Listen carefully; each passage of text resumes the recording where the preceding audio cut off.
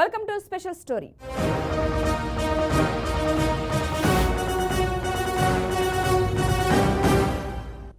America ప్రపంచ రాజకీయాలను ప్రభావితం చేస్తుంది. కొన్నిసార్లు యుద్ధంలోనూ పాల్గొంటుంది. ప్రపంచంలోని చాలా యుద్ధాల్లో అమెరికా పాత్ర చాలా ఉంది. మొదటి ప్రపంచ యుద్ధం, రెండవ ప్రపంచ యుద్ధం, వియత్నాం యుద్ధం. అమెరికా సాధారణంగా మిత్ర దేశాలకు సహాయం చేయడానికి, యుద్ధంలో విజయం సాధించడానికి ఆయుధాలను, సైనిక సహాయం, ఆర్థిక సహాయం అందించింది. ఇలా ప్రతి యుద్ధంలో అమెరికా జోక్యంపై BRK news special story.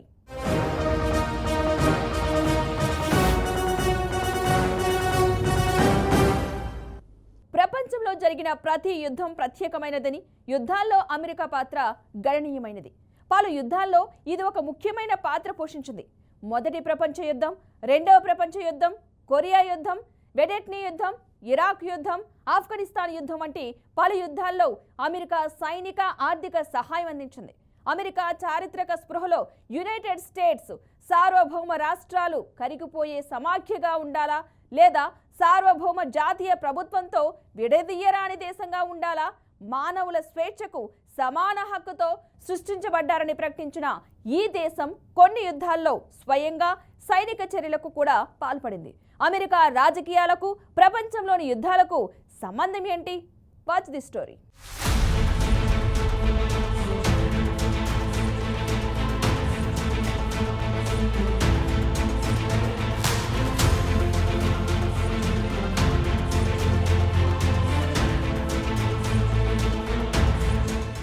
America గత 100 ఏళ్లుగా డైరెక్ట్గా లేదా ఇండైరెక్ట్గా ఏదో ఒక యుద్ధంలో పాల్గొంటూనే ఉంది. 1917 నుంచి 1918 మధ్య కాలంలో జరిగిన వరల్డ్ వార్ 1లో అమెరికా పాల్గొంది. 1918 నుంచి 1920 మధ్య కాలంలో రష్యన్ సివిల్ వార్లో అమెరికా ఎంట్రీ ఇచ్చింది. 1923లో పోసి వార్లో దూరింది. 1941లో జరిగిన రెండో ప్రపంచ యుద్ధంలో అమెరికా పోరాడింది. 1950 నుంచి 1953 మధ్య కాలంలో కొరియన్ వార్లో దూరింది. కొరియన్ వార్ తర్వాత వెంటనే 1955లో వియత్నాం యుద్ధంలో దిగింది. ఈ యుద్ధం 1975లో ఎండ్ అయింది. తిరిగి 1979లో అమెరికా ఇండైరెక్ట్ గా ఆఫ్ఘనిస్తాన్లో ముజాహిద్దీన్లకు సపోర్ట్ చేస్తూ సోవియట్ యూనియన్తో యుద్ధం చేసింది. 1991 గల్ఫ్ వార్లో కూడా అమెరికా ఉంది. 1991 నుండి 2001 వరకు ఇరాక్లో యుద్ధం చేసింది. మళ్ళీ 2001లో ఆఫ్ఘనిస్తాన్లో యుద్ధం చేసింది. 2011లో సిరియా యుద్ధంలోనూ కాలు పెట్టింది.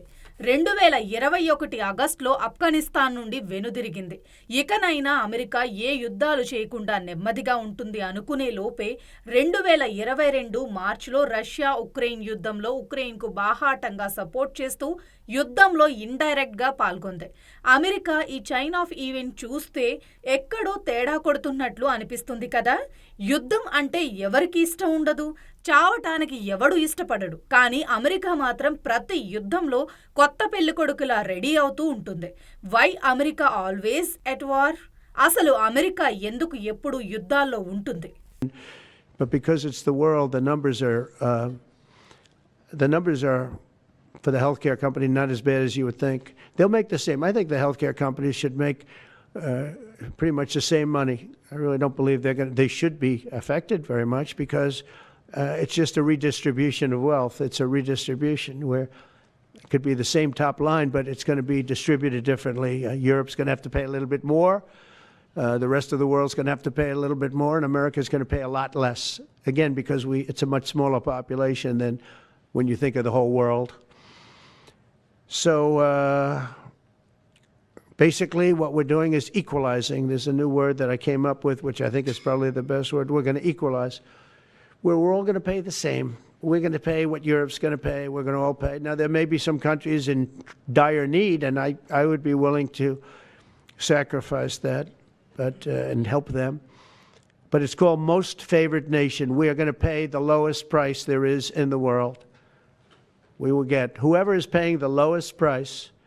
That's the price that we're going to get. So remember that. So we're no longer paying 10 times more than another country. Whoever is paying the lowest price, we will look at that price and we will say that's the price we're going to pay. most favored nations. That's what it is. One breast cancer drug costs Americans over $16,000 per bottle, but the same drug from the same factory, manufactured by the same company, is 1/6 that price in Australia and 1/10 that price in Sweden. 1/10 for the identical product. ఉగ్రవాదాన్ని అణచివేయడానికో ప్రజాస్వామ్యాన్ని నిలబెట్టడానికో America యుద్ధం చేస్తుందనుకుంటే పొరపాటే.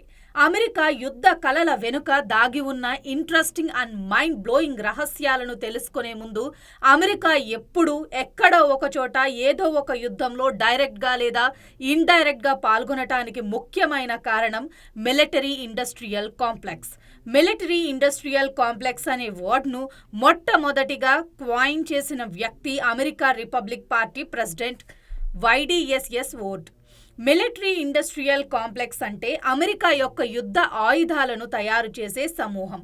సింపుల్గా చెప్పాలంటే యుద్ధం చేయాలంటే ముఖ్యంగా కావాల్సింది యుద్ధ ఆయుధాలు, గన్స్, యుద్ధ తోపులు, missiles, military weapons, military vehicles, ships, hand grenades, land mines, drones etcetera.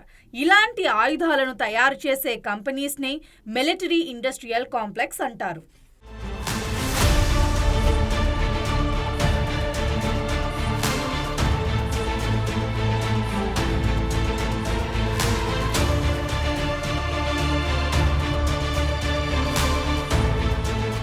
ప్రపంచంలోనే టాప్ 5 వెపన్ మ్యానుఫ్యాక్చరింగ్ కంపెనీల్లో టాప్ 4 కంపెనీలో అమెరికావే. ప్రపంచంలో లార్జెస్ట్ వెపన్స్ తయారు చేసే కంపెనీలు అమెరికాలోనే ఉన్నాయి. అమెరికా ఆర్మీకి కావలసిన ఆయుధాలను అమెరికా ప్రభుత్వం తయారు చేయదు. అమెరికన్ ఆర్మీ కూడా వార్ వెపన్స్ తయారు చేయదు.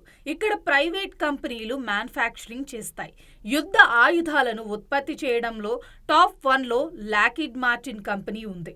దీని ఆదాయం ఇయర్లీ $40.83 బిలియన్. ఇది యుఎస్ బేస్డ్ కంపెనీ. టాప్ 2లో బోయింగ్ కంపెనీ ఉంది.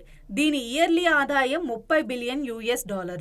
టాప్ 3లో రేథియాన్, టాప్ 4లో రాత్రో కంపెనీస్ ఉన్నాయి. ఈ కంపెనీల ఆదాయం అంతా అమెరికాకే.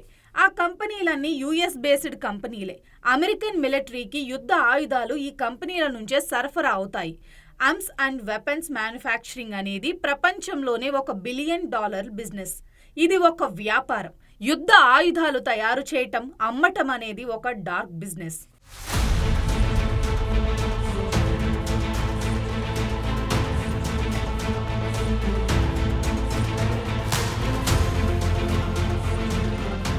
అమెరికాలో యుద్ధ ఆయుధాలను తయారు చేయటం వరకు ఓకే. దిస్ మేక్స్ సైన్స్ ఇంజనీరింగ్లో అడ్వాన్స్ టెక్నాలజీని వాడి వెపన్స్ని తయారు చేస్తున్నారు. కానీ యుద్ధ ఆయుధాలను ఎలా అమ్ముతారు? ఇవేమీ పాన్ మసాలా యాడ్స్ కావు. సినిమా హీరోలతో యాడ్స్ చేసి అమ్మడానికి. పెప్సీ, కోకోకోలా డ్రింక్స్ కావు. సినిమా వాళ్ళతో బ్రాండింగ్ చేయటానికి. బోయింగ్ కంపెనీ రెఫల్స్ను ఎలా అమ్ముతుంది? ఏదిల్ మ్యాంగే మోర్, ఒక్కసారి కాలిస్తే మళ్ళీ మళ్ళీ కాల్చాలని ఉంటుంది అని అమ్మరు కదా. లాక్హీడ్ మార్టిన్ కంపెనీ తన ఫైటర్ జెట్ను అమ్మడానికి, రాత్రిపూట శత్రువులపై ఎక్కి దిగడానికి సౌకర్యంగా ఉండే fighter jets smooth rides guarantee అని వల్గర్గా యాడ్ చేయలేరు కదా.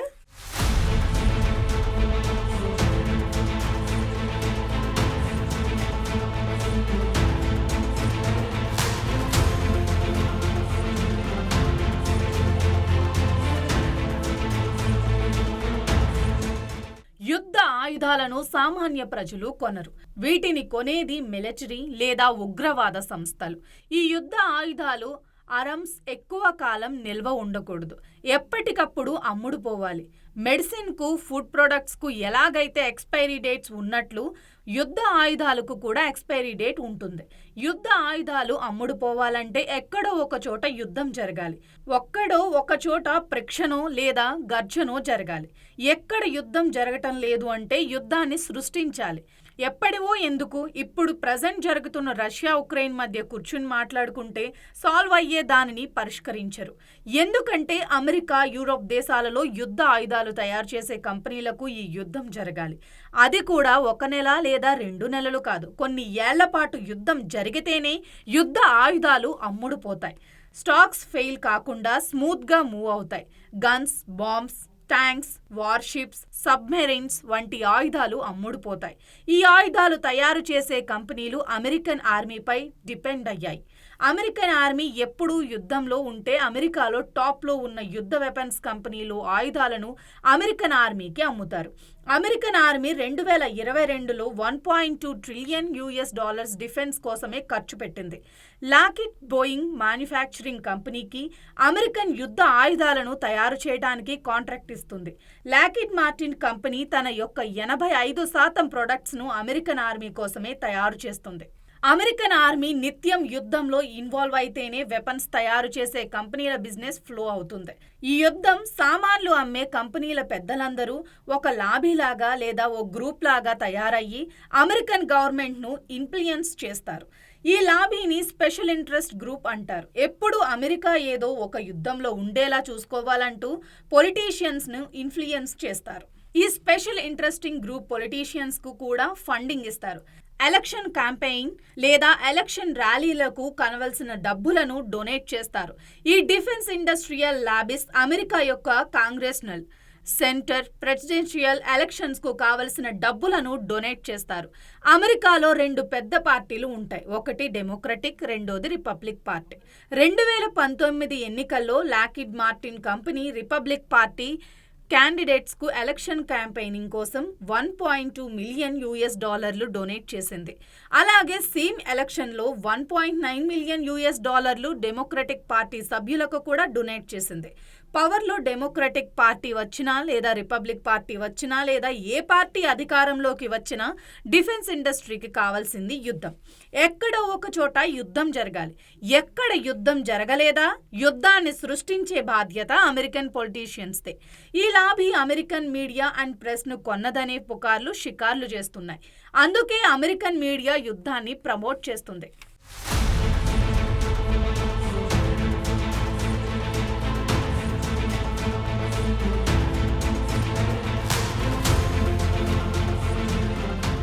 $2003 అమెరికా ఇరాక్ యుద్ధ సమయంలో MSNBC అనే అమెరికా న్యూస్ ఛానల్స్ దీనా హ్యూ అనే ఫేమస్ టాక్ షో నడిపేవారు.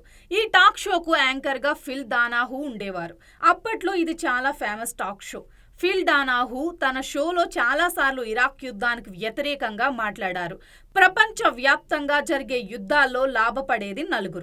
మొదటివారు యుద్ధ ఆయుధాలను తయారు చేసే కంపెనీలు, రెండోవారు అమెరికన్ ఆర్మీలోనే పెద్దలు, మూడోవారు American politicians, bureaucrats and senates, 4వది అమెరికన్ మీడియా. ఆ 4ని ఐరన్ క్వాడ్రిలేటర్స్ అంటారు. అమెరికా సైనికులు ఇరాక్, సిరియా, ఆఫ్ఘనిస్తాన్లో యుద్ధం చేయడాన్ని గతంలో డొనాల్డ్ ట్రంప్ తీవ్రంగా వ్యతిరేకించారు. అమెరికా సైనికులు వేరే దేశాల్లో ఎందుకు చావాలి, ఎందుకు వేరే దేశాల గొడవల్లో అమెరికా దూరాలి అని ప్రశ్నించారు. ట్రంప్ పదవీ కాలంలో ట్రంప్ ఎటువంటి యుద్ధాల్లో దూరలేదు. దీనితో అమెరికాలో వెపన్స్ తయారు చేసే కంపెనీలు ఆగ్రహంతో ఊగిపోయాయి. యుద్ధం జరగకపోతే మా సామాన్లు ఎవరు కొంటారు అని ట్రంప్ని ప్రెసిడెంట్ పదవి నుంచి దీపే లాబియింగ్ జరిగినట్లు వార్తలు వచ్చాయి. 2020 ఎన్నికల్లో ట్రంప్ ఓడిపోయారు. డెమోక్రటిక్ పార్టీ గెలిచింది. అమెరికాకు జో బైడెన్ ప్రెసిడెంట్ అయ్యారు. ఆఫ్ఘనిస్తాన్లో ఉన్న రసం మొత్తం జుర్రుకున్నారు. ఇండో పెసిఫిక్ ఓషన్లో చైనా, సౌత్ ఈస్ట్ దేశాల మధ్య యుద్ధానికి చిచ్చు పెట్టారు. కానీ యుద్ధం జరగలేదు. చైనా, తైవాన్ మధ్య యుద్ధం ఆపర్చునిటీ కోసం ఎదురు చూశారు. చైనా యుద్ధం చేసే దేశం కాదు. LOC ఇష్యూలో దూరడానికి ట్రై చేశారు. ఇండియా క్లియర్గా చెప్పేసింది, మా సమస్యను మేమే సాల్వ్ చేసుకుంటాం, మీరు ఇక్కడికి రావద్దు అని చెప్పారు.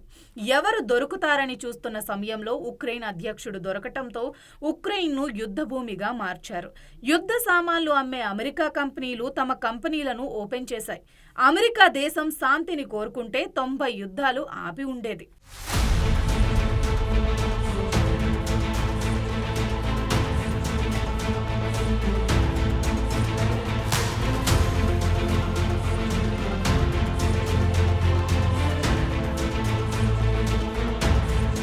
భారత్ పాక్ మధ్య అణుయుద్ధం ఆపాలని ట్రంప్ ప్రకటించుకున్నారు. ప్రధాని మోదీ మాట్లాడకముందే అమెరికాలో ట్రంప్ ఇండియా పాక్ ఉద్రిక్తతలపై మాట్లాడారు. కాశ్మీర్ సమస్య పరిష్కారానికి సాయం చేస్తానన్న అమెరికా అధ్యక్షుడు డొనాల్డ్ ట్రంప్ ప్రతిపాదనపై పలువురు కాంగ్రెస్ నేతలు తీవ్ర ఆందోళన వ్యక్తం చేస్తున్నారు. ఇక ఈ పరిణామాలు ప్రమాదకరమని అభివర్ణిస్తున్నారు. భారత్ పాక్ యుద్ధ విషయంలో భారత ప్రభుత్వం ఎందుకు ట్రంప్ జోక్యానికి అనుమతిస్తుందో స్పష్టం చేయాలని డిమాండ్ చేస్తున్నారు.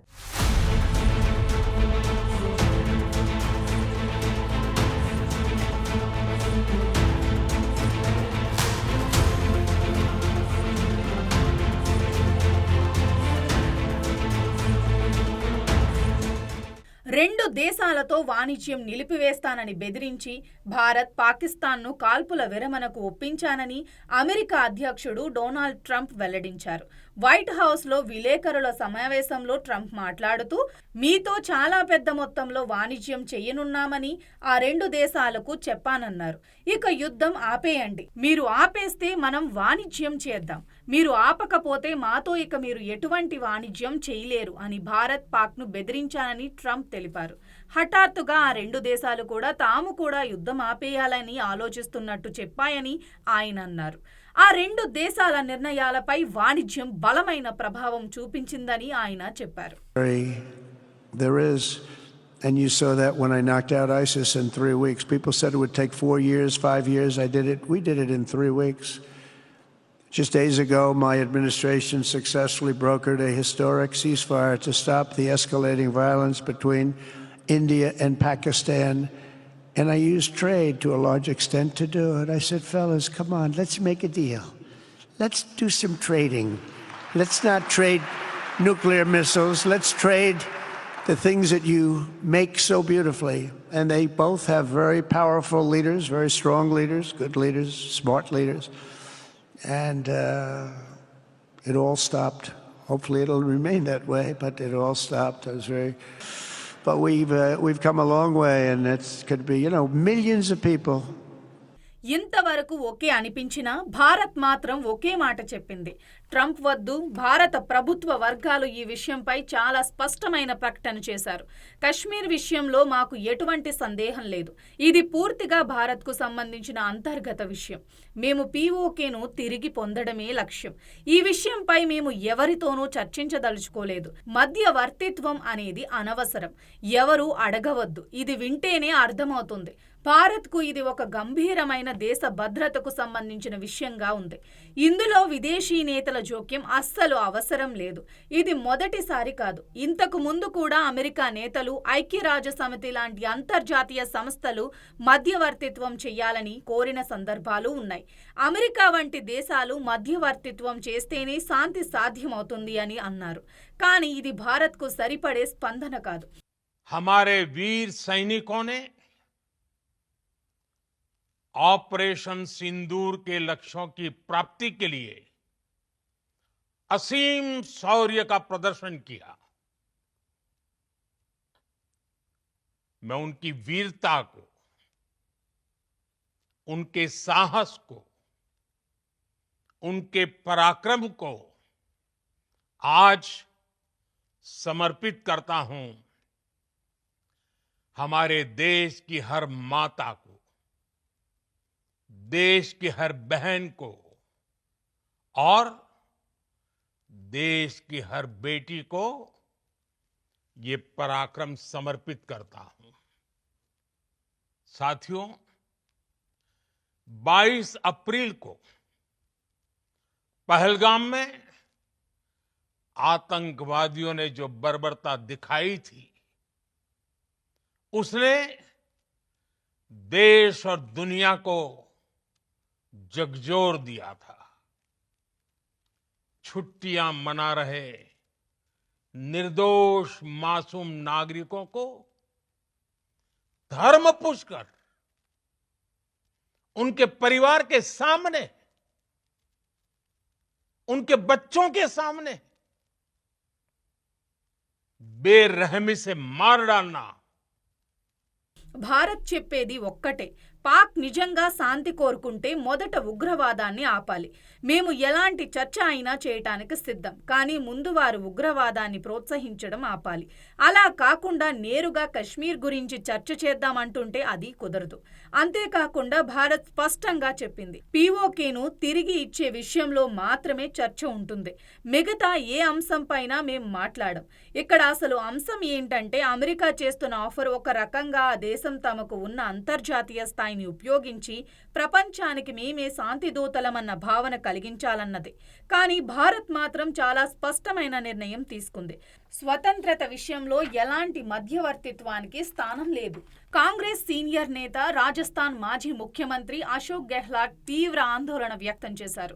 ఈ పరిణామాలు ప్రమాదకరమని ఆయన అభివర్ణించారు. ఈ విషయంలో భారత ప్రభుత్వం ఎందుకు ట్రంప్ జోక్యానికి అనుమతిస్తుందో స్పష్టం చేయాలని డిమాండ్ చేశారు. భారత్, పాకిస్తాన్ మధ్య కాల్పుల విరమణ ఒప్పందం కుదరడంలో తాను కీలక పాత్ర పోషించానంటూ ట్రంప్ చేసిన వ్యాఖ్యలపై ప్రధాని నరేంద్ర మోదీ విదేశాంగ మంత్రిత్వ శాఖ వివరణ ఇవ్వాలని కోరారు. ట్రంప్ చేసిన ట్వీట్ల గురించి ప్రధాని మోదీ మాట్లాడకపోవటంపై నాకు అభ్యంతరం ఉంది అని గెహ్లాట్ అన్నారు. जैसा आप जानते हैं कि प्रधानमंत्री जी ने कल राष्ट्र को संबोधन किया, बहुत निराश किया. बातें बहुत अच्छी कही उन्होंने, कुछ वादे भी किए हैं फ्यूचर के लिए कि फ्यूचर में क्या पॉलिसी रहेगी देश की. आतंकवाद को लेके भी, जिनको हम सब सलाम करते हैं, उन्होंने जो है पहले दिन ही जो अटैक किया उसमें ना सिविलियन कोई जगह पर और ना कोई पाकिस्तान के सैनिक अड्डों पे भी नहीं किया, जबकि दुश्मन देश है वो अटैक कर सकते थे. सिर्फ और सिर्फ 9 जगह चुन करके उन्होंने अटैक किया जो आतंकवाद के अड्डे थे. तो पूरी दुनिया में इसकी तारीफ हुई और जो कुछ सेना कर रही थी सब अप्रिशिएट कर रहे थे. पहलगाम में जो घटना हुई तो जो लोग 26 परिवारों के अलावा भी देश के हर परिवार के अंदर दुख का आभास हो रहा था और वो सोच नहीं पा रहे कि इसका क्या शब्द क्या काम लें संवेदना के लिए भी. సిమ్లా ఒప్పందం ప్రకారం మూడో దేశం జోక్యం చేసుకోరాదని స్పష్టంగా ఉన్నప్పటికీ ఇప్పుడు ట్రంప్ రంగప్రవేశం చేశారని గెహ్లాట్ గుర్తు చేశారు. భారత ప్రభుత్వ సమ్మతితోనే ట్రంప్ ఈ విషయంలోకి వచ్చారా లేదా అన్నది మాకు తెలియదు అని ఆయన పేర్కొన్నారు. కాశ్మీర్ విషయంలో ట్రంప్ జోక్యానికి అకస్మాత్తుగా ఎందుకు అనుమతించాల్సి వచ్చిందో, దాని వెనుక ఉన్న నిర్బంధం ఏమిటో ప్రభుత్వం వెల్లడించటం లేదని ఆయన విమర్శించారు. కశ్మీర్ సమస్యపై సాయం చేస్తానన్న ట్రంప్ ప్రతిపాదన అత్యంత ప్రమాదకరమైన పరిణామమని గెహ్లాట్ అభివర్ణించారు. ఆపరేషన్ సింధూర్ను రాజకీయ లబ్ధి కోసం ప్రభుత్వం వాడుకుంటుందని పరోక్షంగా విమర్శించారు. సాయుధ దళాలు దశాబ్దాలుగా దేశ ప్రతిష్టను ఇనుమడింపజేశాయని, కాంగ్రెస్ ప్రభుత్వ హయాంలో 1965, 1971 పాకిస్తాన్తో యుద్ధాలు జరిగిన వేళ కూడా సైన్యం విజయవంతమైందని గెహ్లాట్ గుర్తు చేశారు.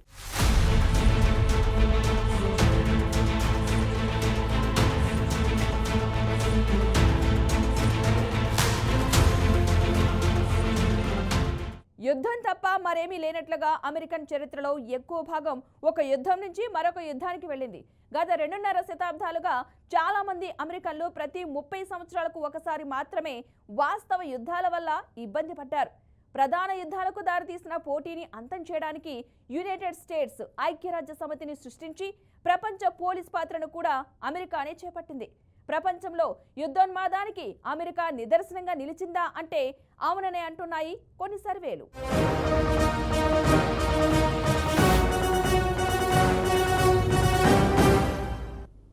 ఇది స్పెషల్ స్టోరీ.